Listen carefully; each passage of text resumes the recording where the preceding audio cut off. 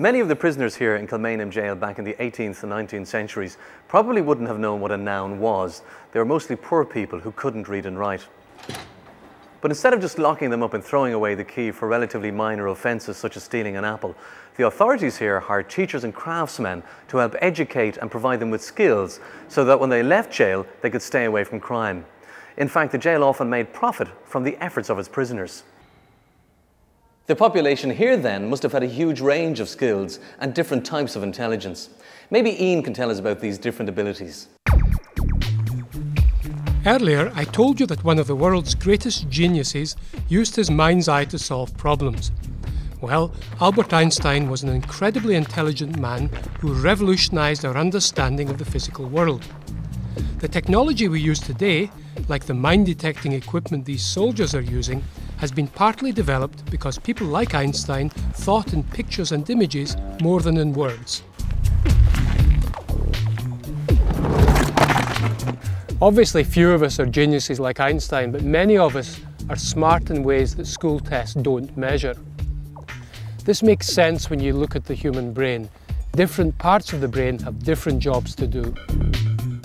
These soldiers in the engineering corps use the left part of their brain, the part that deals with logical thinking, to solve problems such as how to make bombs safe or how to clear bombs out of warehouses.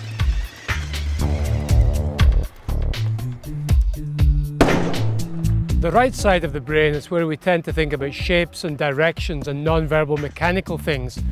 You'd have to be pretty good at that type of thinking to drive this Scorpion tank. Memory and learning, on the other hand, are located deep in the middle of the brain.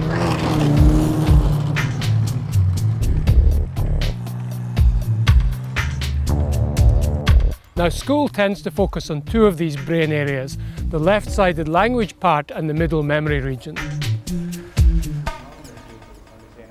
But supposing these parts of your brain are not as efficient as the others, supposing you're good at visualizing things like these soldiers reading maps, but you're weak with words and language.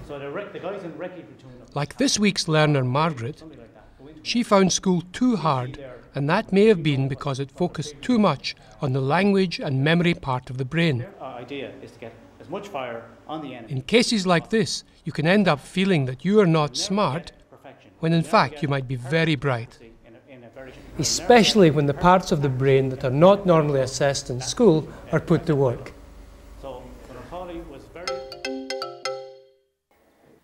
Margaret's discovered an interest in cooking that may change the direction of her life. Even now in her classes and when she's helping out in the kitchen, she's using reading and writing in a way she never thought of in school.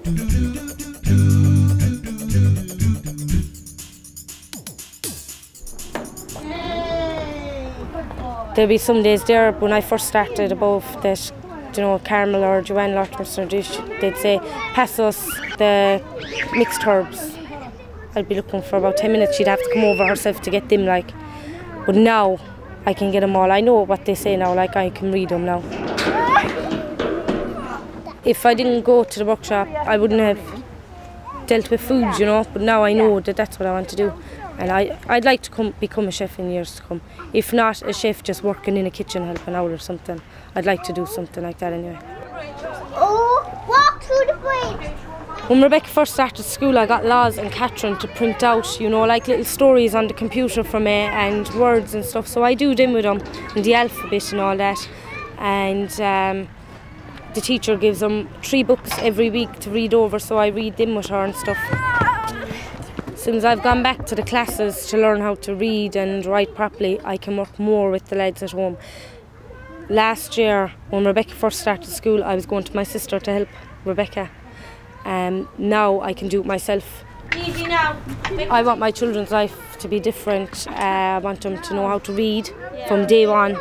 I want them to be able to write. I don't want them to have to go into remedial or stay back. Or I just want them to go on and pass their tests and do well. Like, life is easier since I started the workshop. It's better in all ways. Like, I just love there, you know, an hour or two during the day just learning how to read, learning new things, different things, learning a new bit on the computer. You know, I love doing it all. If I was at home, I wouldn't do it. I wouldn't even think about doing it. me from here. You know, if I wasn't working or anything, they'd have none of this. I'd be boring all mum. So I don't want to be boring mum at all.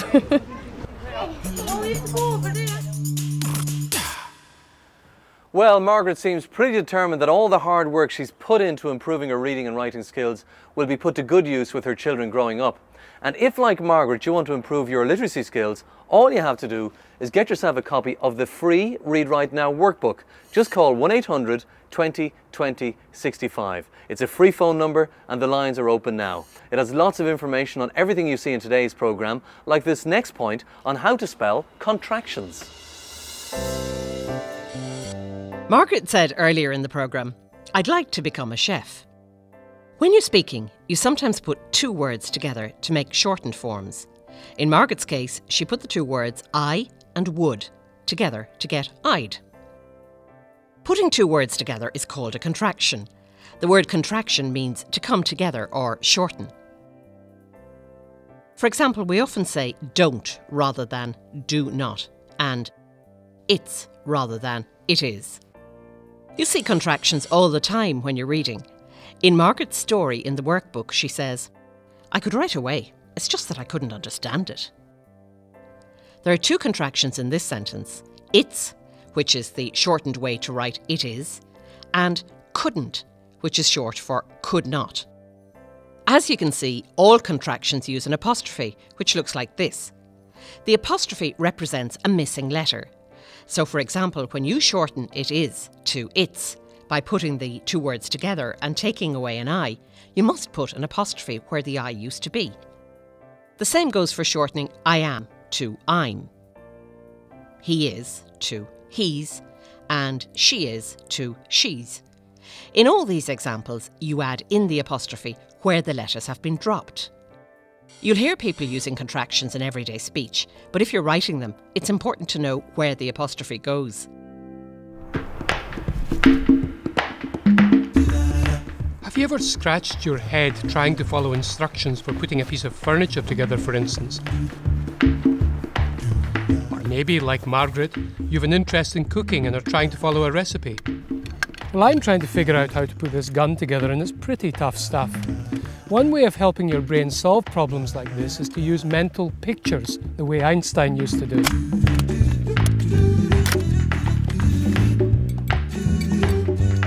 Michael here is using his brain to imagine the pieces of the rifle going together. In his mind, he can see the various bits fitting together.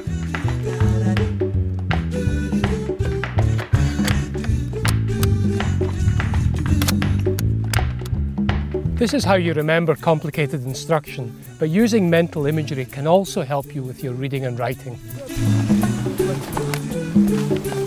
For example, if you're filling out a form or reading a newspaper, don't just read the words, make the mental pictures to go with them and you'll understand a lot more. Everyone can use their brain much more than they do. It's a very, very complicated machine, and you have to find out what you're good at and then, like these soldiers working together, help it out now and again. If you do that, you'll become better at the things you're not so good at as well.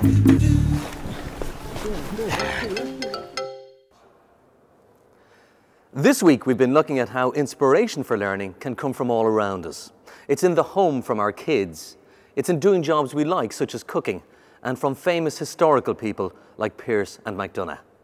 Now, Terry also told us this week about how to read TV listings. This week, we looked at how television programmes are listed in newspapers and magazines, and how to scan to find the types of programmes you like or the times they're on at. This week, we looked at common nouns and proper nouns. Common nouns are the names of everyday items, for example, tea and coffee. Proper nouns are the names of specific items, for example, lions and Nescafe. We also looked at contractions, shortened forms of words. We saw how contractions are very common when we speak, and that apostrophes are used in forming contractions to replace dropped letters when two words are brought together. Ian joined the army for a day to give us an insight into the way we use our brains to do different things. So what are you good at? Dealing and working with people? Driving? visualising things from paper. Whatever it is, you can develop what you're smart at already. Remember, your brain is a most unusual machine. It gets better the more you use it. This week's learner, Margaret, showed us how far it's possible to come in just 1 year, and how learning can help to motivate you to change other aspects of your life. I could read a magazine now and stuff like I couldn't read my star sign before. I can read that now, and you know, I could sit down now and read a magazine, or I could walk into a video shop and someone could say, get this tape, and I could walk in and just find it because I know how to read it. Like my writing, I suppose I'm not ashamed to write for anybody now anymore. I just write away before I'd hide it.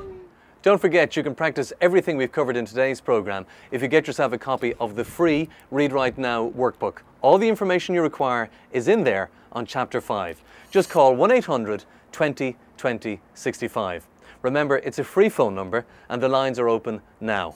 Next week, a special programme for you, behind the scenes at NALA, and the people who answer your calls, along with our usual reading, writing and spelling tips. So until then, goodbye.